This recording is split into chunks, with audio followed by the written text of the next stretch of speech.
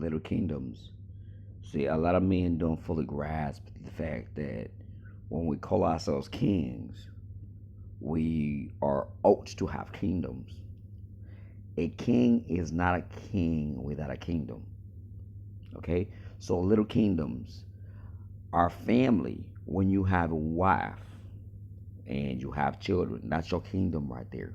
Those are little kingdoms. Your family, you are the king. Okay? So, you receive instruction from the Most High, and you have your woman who is compliant to you, and you have your children. They somewhat subject, but they're under your care. And then they replicate the lessons you learn from your craft to the belief systems and so forth. That's another way why how Islam spreads a whole lot.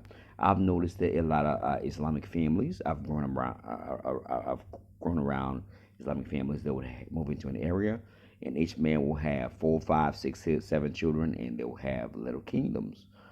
That's another way in which Islam has spread, apart from the jihadist way that Islam historically moved around. Another way is through little kingdoms, okay, through procreation, having children.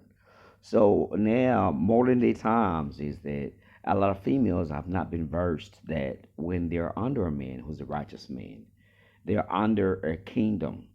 So when you have a family of a man who's righteous is living in a way that's compliant with the laws of the Most High and the laws of the land, he represents a righteous kingdom.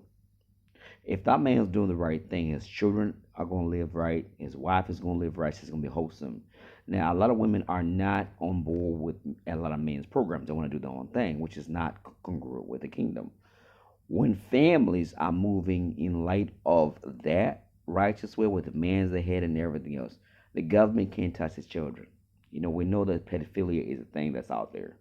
They don't have access to children.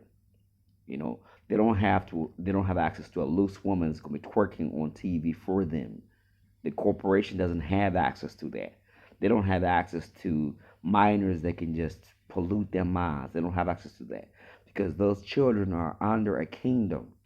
As the man is the head of a family, that's why the government systems, which are not righteous, by the way, they pollute.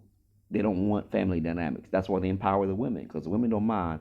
How many women don't mind having the child, change over from whatever sex they desire to be something else?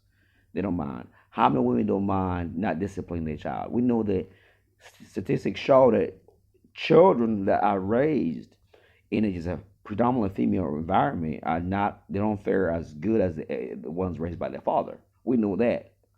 So the kingdom cannot function. So for a man to be successful, truly, truly successful, he has to have a kingdom. So he's a king. He has his woman. She needs to be on his program. So now the woman's been corrupted. That's why most women cannot be queens. They don't deserve it. They want to be worshipped.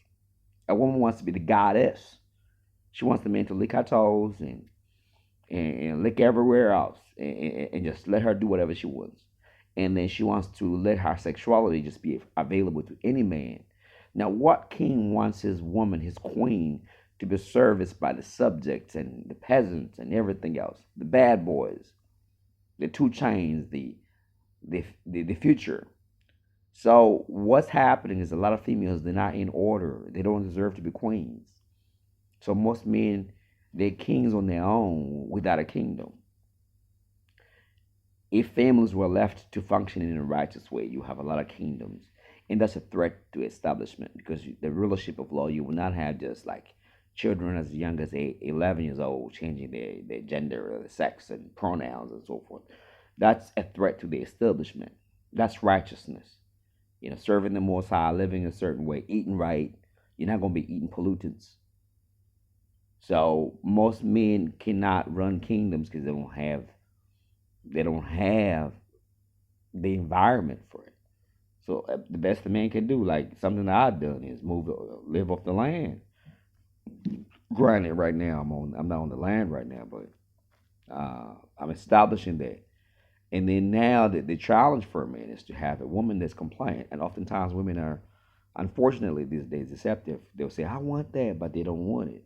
And unfortunately, most women are not loyal to the king. They are available to everybody else. But the essence is the setup of the family is a powerful kingdom. When a man is in order and the woman is compliant, she's going to be a queen, and the fruits of that union brings about flourishing children. No one can come against that. You replicate that, they replicate that. You fight against darkness. But a lot of people don't want that. Matter of fact, women are out of order. That most of them don't want it. They may say they want it. They'll manipulate a man into getting that situation. In 10 years, they're out of it. No, I'm bored. No, I've seen too much on Instagram. There's no way you can be oppressing me like this. Why am I just at home? I need to be outside. Outside doing what? Outside doing what? And men, unfortunately, because they've been kicked around so long, kicking the balls for too long. Most men are not marrying, so they're not becoming kings with a kingdom. A lot of men just moving as bachelors and just becoming like, wild dogs, just out there sleeping around anyhow. It's a chaos out there. It's ugly.